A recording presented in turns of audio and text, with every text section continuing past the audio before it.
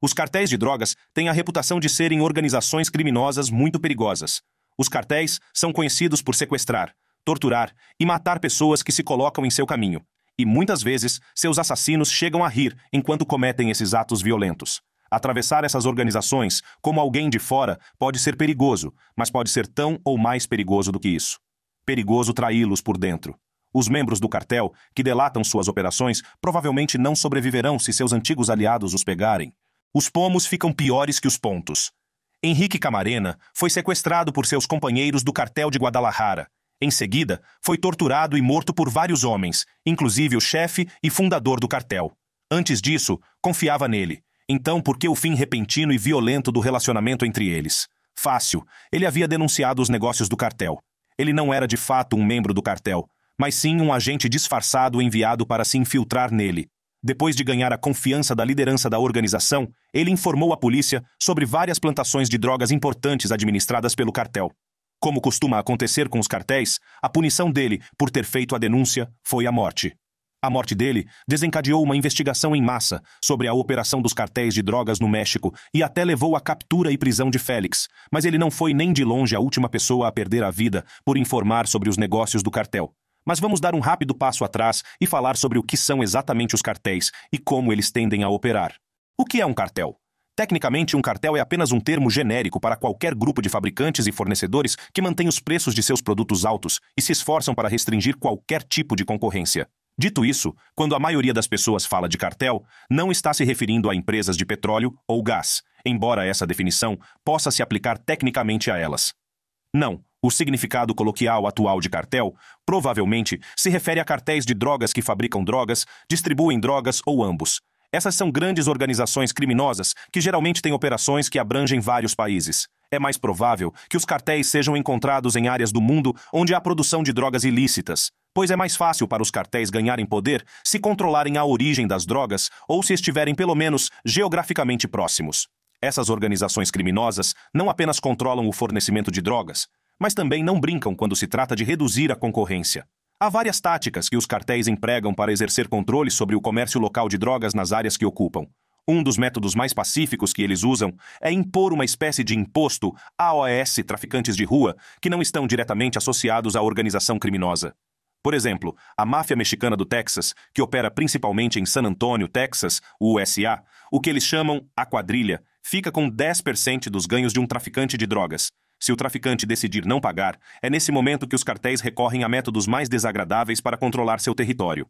Os cartéis empregam assassinos de aluguel, também conhecidos como sicários, cuja função é enviar mensagens violentas e, muitas vezes, perturbadoras para seus concorrentes sobre o que acontece quando alguém entra em seu território. Os cartéis não têm escrúpulos em matar e, às vezes, até mutilar seus inimigos.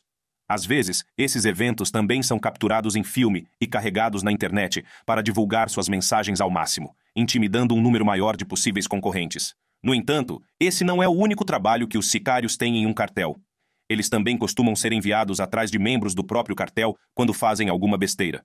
Pode ser uma remessa mal-sucedida de drogas, uma fraude no pagamento de uma quantia de dinheiro ou uma conversa com alguém que não deveria sobre os negócios do cartel. Isso é especialmente verdadeiro se o membro do cartel decidir procurar a polícia e delatar os negócios do cartel. Neste vídeo, veremos alguns dos casos mais famosos de delatores de cartéis sendo punidos pelas organizações para as quais trabalham. Para entender quem são esses cartéis e o que eles fazem, abordarei brevemente alguns dos cartéis mais conhecidos, onde eles operam e como começaram. Embora existam muitos cartéis diferentes em todo o mundo, muitos dos mais famosos são originários do México. Os cartéis do país se tornaram famosos por suas táticas de intimidação muito públicas, como a publicação online de vídeos horríveis de seus membros mutilando as pessoas que os cruzam. Muitos dos maiores cartéis atuais, na verdade, vieram de um único cartel, o Cartel de Guadalajara.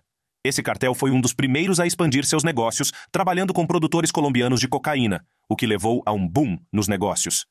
Em seu auge, o Cartel de Guadalajara controlava o território de 6 estados do México, bem como muitas das áreas mais populares ao longo da fronteira entre os Estados Unidos e o México, para o tráfico de drogas. Quando o cartel perdeu seu chefe, foi decidido em grupo que o cartel deveria ser dividido em partes menores, cada uma com um novo nome e sua própria liderança. Os líderes foram escolhidos entre os tenentes de maior confiança. Essa é a origem dos cartéis atuais, como o cartel, famoso por ser comandado, em parte por El Chapo. Além do cartel, Outras organizações que se originaram do cartel de Guadalajara. Esses cartéis inicialmente tinham um pacto de não agressão, mas quando começaram a invadir o território uns dos outros ou a tomar decisões com as quais outros não concordavam, muitos desses cartéis passaram de antigos aliados a inimigos ferrenhos. O México também tem alguns cartéis mais novos que surgiram, alguns por conta própria, em resposta a esses cartéis originais, outros formados por membros dos cartéis maiores que decidiram seguir seu próprio caminho. Embora os cartéis mexicanos possam ser os mais famosos no momento, nos anos 80 houve um foco muito maior nos cartéis de drogas colombianos, como o cartel comandado por Pablo Escobar. Esses cartéis traficavam grande parte da cocaína para os Estados Unidos, usando uma rota que os levava pelo Caribe até a Flórida. Na verdade, acredita-se que o cartel tenha sido o primeiro grande cartel de drogas, e foi ele que popularizou o nome cartéis para essas organizações criminosas. Isso se deve à parceria de Escobar com vários traficantes de cocaína para controlar os preços e reduzir a concorrência. O cartel era enorme e, em um determinado momento, operou em todos os continentes, exceto na Antártica. Em um determinado momento, o cartel entrou em guerra com o governo colombiano, sequestrando, assassinando e até mesmo bombardeando alvos do governo. Além do cartel na Colômbia, havia também o cartel de Cali, uma organização sobre a qual falarei mais detalhadamente mais tarde, pois eles têm uma relação única com a delação que os diferencia da maioria dos outros cartéis. Muitas vezes apelidado de Cavalheiros de Cali, esse cartel tinha um ar mais empresarial do que seus concorrentes, embora também fosse conhecido por recorrer à violência quando necessário. Fora das Américas, há muitas organizações criminosas envolvidas no tráfico de drogas semelhantes a esses cartéis, como, por exemplo, as Tríades, que tem sua maior base na China, e a Yakuza, no Japão. Embora nem todas as regiões tenham o mesmo luxo de ter os meios para produzirem muitos tipos diferentes de drogas, há organizações criminosas traficando drogas em todos os continentes em algum grau. Com tantos cartéis diferentes, obviamente há uma variedade de tradições e códigos de conduta dentro de cada organização. Isso também significa que cada cartel diferente pode ter uma maneira ligeiramente diferente de lidar com aqueles que os traem ou os delatam. Embora a metodologia para lidar com essa deslealdade possa variar, nenhum cartel de drogas será muito tolerante com membros que compartilham abertamente seus negócios secretos. Vamos dar uma olhada em algumas das diferentes instâncias de cartéis que punem os membros que os traem, para ter uma compreensão completa do que acontece exatamente quando um membro do cartel delata. Punições para delatores do cartel. Os cartéis não deixam os delatores livres facilmente. Muitas vezes, o melhor que um informante pode esperar é uma morte rápida, em vez de uma morte prolongada em que ele é torturado ou desmembrado. Um excelente exemplo do que acontece com os membros do cartel que começam a trabalhar com a polícia pode ser visto em um dos assassinatos cometidos por Rubén Reyes, também conhecido simplesmente como Menace, um dos mais mortais executores da máfia mexicana do Texas. A máfia mexicana do Texas começou como uma gangue de prisão. Ela foi fundada por um detento da prisão, que havia sido condenado por extorsão e conspiração de assassinato, tradições que sua gangue levaria adiante no futuro. Huerta se declarou presidente vitalício e começou a comandar suas operações atrás das grades. A gangue está sediada em San Antônio, de acordo com a vontade. Além das drogas, a máfia mexicana do Texas ganha dinheiro com prostituição e jogos de azar, tráfico de armas, roubos e até mesmo assassinatos por encomenda. Outra grande fonte de receita da máfia vem da imposição de 1 centavo a outros traficantes de drogas da cidade. Esse centavo é um imposto de 10% sobre qualquer venda de drogas que ocorra no território da máfia mexicana. Os traficantes de drogas independentes que não pagam sua taxa geralmente se encontram cara a cara com um dos agentes da máfia. Rubén executou muitos golpes em seu nome. Reyes executou um golpe em um colega da máfia mexicana do Texas. Ele foi calmamente até a porta de Farias e bateu nela. Farias não suspeitou que havia algo errado ou não verificou quem estava lá. Quando Farias abriu a porta, Reyes atirou nele imediatamente, enquanto sua esposa e filho estavam na casa com ele. Farias foi alvejado várias vezes, inclusive uma vez na cabeça, em estilo de execução. Farias foi morto porque a máfia mexicana do Texas suspeitava que ele estivesse trabalhando como informante para a polícia local. Ele está longe de ser o primeiro ou o último informante do cartel a ser morto, e pode até ter tido sorte em comparação com alguns dos outros. Se você se lembra da história que contei anteriormente, sua morte é um dos exemplos mais brutais do que os cartéis fazem quando pegam alguém que os trai dentro da organização. Camarena foi sequestrado por funcionários corruptos. Eles fizeram com que um funcionário do consulado americano apontasse ele para eles. Em seguida, eles o agrediram e lhe mostraram uma pistola para que ele os acompanhasse. Ele foi colocado em um carro e levado para Guadalajara, uma residência onde os membros do cartel eram conhecidos por torturar pessoas. ele teria sido torturado por 30 horas, período durante o qual seu nariz, mandíbula e crânio foram quebrados, além de vários outros ossos e costelas quebradas. Também foi encontrado um buraco em sua cabeça, onde seus torturadores a haviam perfurado com uma chave de fenda. Foram encontradas evidências de que havia recebido drogas para garantir que permanecesse consciente durante a tortura prolongada. Provavelmente morreu devido ao esmagamento de sua traqueia. A tortura mostra que os cartéis de drogas não estão brincando quando se trata de lidar com delatores. Eles não só estão dispostos a matar pessoas em quem antes confiavam, como também, às vezes, prolongam essa matança de forma brutal. Os cartéis de drogas mexicanos também não são os únicos que têm esse tipo de atitude com relação aos delatores. Nas gangues da tríade, os membros fazem uma série de rituais e juramentos. Um desses juramentos é: não revelarei os segredos da família, nem mesmo para meus pais, irmãos ou esposa. Nunca revelarei os segredos por dinheiro. Se eu fizer isso, morrerei por um enxame de espadas. Essa falta de tolerância com os informantes também pode ser vista nas organizações mafiosas americanas. O infame chefe da máfia foi espancado até a morte na prisão AOS, 89 anos de idade. O homem que fez isso foi o próprio ex-membro da máfia, que alegou ter matado Bulger, porque não gostava de pessoas que delatavam seus colegas mafiosos. Whitey era um rato que matava mulheres. Provavelmente é simples assim. Foi a declaração de Gayas sobre o motivo que o levou a assassinar. O advogado que havia defendido Gayas anteriormente se apresentou para apoiar essa afirmação como a razão mais provável para o assassinato. Não delatava ninguém e não tinha respeito por ninguém que o fizesse, disse em uma entrevista ao Globe. Parece bastante claro que, de modo geral, as organizações criminosas e os cartéis não ficam satisfeitos quando um de seus membros decide se tornar traidor e fornecer informações às autoridades policiais. No entanto, embora os informantes ou delatores se arrisquem muito ao se apresentarem, há ocasiões em que isso é vantajoso para aqueles que o fazem. Às vezes, são os membros do cartel que decidem fazer a coisa certa, outras vezes é por motivos estratégicos. Seja qual for o motivo, a resposta à pergunta: o que acontece com os membros do cartel que delatam? Nem sempre é tão simples quanto eles são mortos. Agora, a delação para a polícia geralmente termina em uma das formas mais horríveis para os membros do cartel, como acabamos de abordar. No entanto, há uma maneira de os cartéis passarem informações para autoridades que, na verdade, acabam ajudando-os. Em vez de os membros da organização conversarem com as autoridades policiais sobre as atividades de seu próprio cartel, alguns cartéis têm de fato trabalhado com agentes do governo contra seus rivais. Um bom exemplo disso é o cartel de Cali, na Colômbia, que desempenhou um papel fundamental para que Pablo Escobar fosse preso. Veja, o cartel de Cali decidiu que o melhor para seus próprios o negócio seria passar informações sobre seus rivais. Em troca, concentrava seus esforços na captura de Escobar e dos membros do cartel, enquanto o cartel de Cali desfrutava de certo nível de imunidade. É claro que, depois que Pablo Escobar foi preso, voltou sua atenção para se livrar também do cartel de Cali. Na verdade, isso levou a outro resultado relativamente positivo para um membro do cartel que delatou Jorge. Ele passou de um membro de alto escalão do cartel de Cali para o número 1 da lista de a serem mortos, quando decidiu trair sua antiga organização e se tornar informante da polícia. Ele sabia o quanto era perigoso o que estava fazendo e o quanto isso lhe custaria, mas ele provou que, às vezes, fazer a coisa certa acaba dando certo no final. Antes dele ser membro do cartel de Cali, ele trabalhava como engenheiro projetando empilhadeiras. Ele tem 2 diplomas, um em engenharia e outro em economia industrial, o que o torna mais instruído formalmente do que o típico membro do cartel. Na década de 80, ele começou a servir no exército, onde obteve sucesso na contra-inteligência. Sua formação em engenharia o tornou hábil em vigilância eletrônica e ele provou ser um grande trunfo. À medida que as guerras contra as drogas na Colômbia avançavam, os militares do país se tornavam mais céticos em relação ao seu governo, muitas vezes corrupto. Ele foi alistado como parte de uma missão secreta, não aprovada pelos militares, para contratar mercenários europeus e usá-los para atacar guerrilheiros de alto perfil na Colômbia. No entanto, a missão acabou sendo abandonada pouco antes de ser lançada. A notícia de seu envolvimento com a operação se espalhou e ele acabou sendo convocado para se reunir com um dos chefes do cartel de Cali. De acordo com ele, eu tinha que ir. Não era um convite que eu pudesse recusar. Na Colômbia, até mesmo as pessoas honestas têm de lidar com os cartéis. Foi assim que ele se envolveu nas operações do cartel de Cali.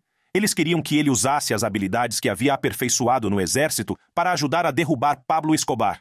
Ele trabalhou com o cartel de Cali por algum tempo, chegando a ajudá-los em vários planos de assassinato contra Pablo Escobar.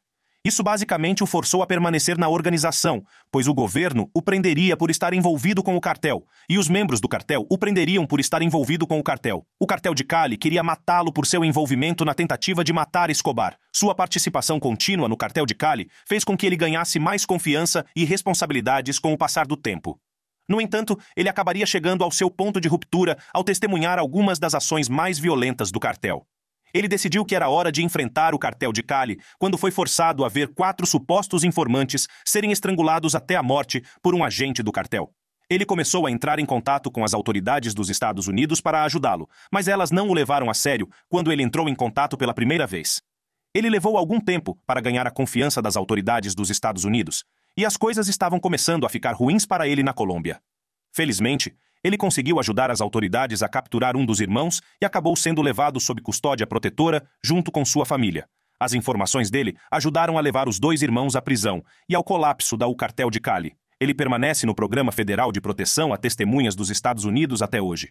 Embora tenha perdido a capacidade de viver em seu país de origem e deva usar uma nova identidade para o resto de sua vida, a história dele continua sendo um dos casos mais positivos de um membro do cartel que se tornou informante. Em um mundo em que a maioria dos delatores de cartéis acaba morta de forma bastante macabra, estar vivo e bem enquanto seu antigo cartel entra em colapso é o mais próximo de um final feliz que Salcedo poderia ter desejado. Sua história prova o bem que pode resultar do fato de os membros do cartel se apresentarem e compartilharem informações com as autoridades.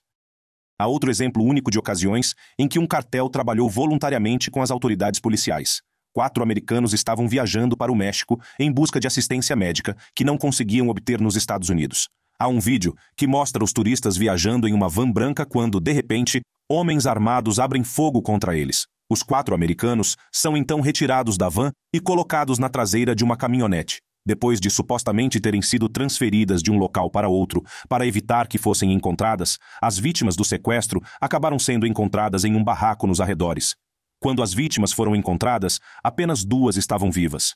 A polícia acreditava que os sequestros eram obra do cartel do Golfo e iniciou uma investigação sobre o incidente. No entanto, eles não teriam que procurar por muito tempo. Em uma ação inesperada, os membros do grupo Scorpions, uma seção armada do cartel do Golfo, pediram desculpas pelo incidente e até entregaram os membros responsáveis pelo sequestro. O sequestro e os assassinatos. Os 5 homens responsáveis pelo incidente foram encontrados pela polícia com sacos na cabeça e uma nota dizendo que eles estavam sendo entregues por violarem a política do cartel contra ferir pessoas inocentes. A nota também incluía um pedido de desculpas a OS, sobreviventes e a famílias das vítimas. Embora isso possa não ser classificado como delação, no sentido tradicional, ainda é o cartel entregando seus próprios membros à polícia. Então por que eles fariam isso? Bem, parece haver alguns motivos pelos quais o Scorpion Group desejaria entregar os membros responsáveis. Por um lado, esse sequestro foi de alto nível e virou notícia internacional. Isso aumenta o controle sobre as atividades dos cartéis no México. Vários políticos norte-americanos apontaram o incidente como um motivo para o envolvimento das Forças Armadas dos Estados Unidos no México. Graham queria que os cartéis de drogas fossem rotulados como organizações terroristas estrangeiras. Embora isso tenha sido recebido com duras críticas do governo mexicano, o cartel do Golfo provavelmente não gostaria de correr o risco de ter que lidar com a polícia local e com potências militares estrangeiras. Ao dizer que os homens que sequestraram os 4 americanos estavam trabalhando fora dos limites de sua organização e ao entregá-los, o cartel está tentando se livrar de qualquer responsabilidade em um incidente tão grave. Outro motivo pelo qual o cartel pode querer se distanciar desse incidente é o fato de querer manter sua reputação nos locais em que opera. Embora os cartéis gostem de enviar mensagens intimidadoras a OS e seus inimigos, muitos também tentam salvar a imagem perante o público em geral. Os cartéis, às vezes, são conhecidos por defender a noção de que suas ações são realizadas por um senso de justiça. Por exemplo, começou com a promessa de trazer a ordem de volta ao seu estado natal. Outros cartéis usaram uma linguagem que os posiciona como vigilantes ao matar membros de gangues rivais. Essa é uma forma de os cartéis se apresentarem como se fossem de fato bons para as comunidades em que operam. Se um cartel como o Cartel do Golfo fosse conhecido por matar e sequestrar pessoas inocentes regularmente, poderia ser mais difícil para eles convencer os habitantes locais a trabalhar com eles ou se juntar a eles. A delação pode ser a única saída, diante da realidade, muitas vezes violenta, do que acontece com os membros do cartel que delatam e são pegos. Você deve estar se perguntando por que um membro do cartel decidiria agir como informante da polícia, e essa é uma pergunta justa. Bem, nem todo mundo que trabalha em um cartel pode estar fazendo isso por vontade própria. Muitas pessoas podem ser forçadas a entrar em um cartel e depois descobrir que não podem sair porque agora estão sendo perseguidas tanto pela polícia quanto por gangues rivais. Nessas situações, informar sobre sua antiga gangue e fornecer informações relevantes pode ser a única saída. Anteriormente, falei sobre Ruben, que matou seu colega membro da máfia mexicana do Texas por supostamente trabalhar com a polícia. Bem, na verdade, ele acabou indo à polícia e se tornando um informante quando precisou sair de sua gangue. Apesar de ser um membro de alto escalão e aparentemente muito leal à gangue, ele acabou virando a mesa. Por razões desconhecidas, a máfia mexicana do Texas ordenou que ele fosse assassinado, o que quase foi realizado. Reyes foi baleado por um colega de gangue. Temendo por sua vida, ele foi à polícia para se entregar e admitir as coisas que havia feito enquanto trabalhava com a máfia. Ele foi condenado a cumprir 5 sentenças consecutivas de prisão perpétua por seus crimes. O juiz distrital sênior dos Estados Unidos mostrou a prisão Supermax. David também recomendou que ele será enviado para cumprir sua pena em uma prisão Supermax, onde criminosos de alto perfil, como El Chapo, são mantidos. Os detentos dessa instalação são normalmente mantidos em isolamento por longos períodos de tempo, o que torna sua estadia muito mais difícil de suportar. No entanto, isso também significa que é menos provável que Reyes se depare com outros membros de gangues que possam estar tentando acabar com ele atrás das grades. Como já deixamos bem claro, tornar-se um informante quando se está em um cartel pode ser um risco enorme, mas pessoas como Reyes provam que esse é um risco calculado. Quando os membros já sabem que serão mortos, ou pior, pelo seu próprio cartel, eles têm um forte incentivo para tentar obter um acordo melhor com a polícia. Em última análise, o que acontece com os membros do cartel que delatam depende da sorte que eles têm e do valor das informações que compartilham com as autoridades policiais. Obrigado por assistir até o fim. Se quiser saber mais sobre o perigoso mundo dos cartéis, confira os vídeos que você vê na tela agora.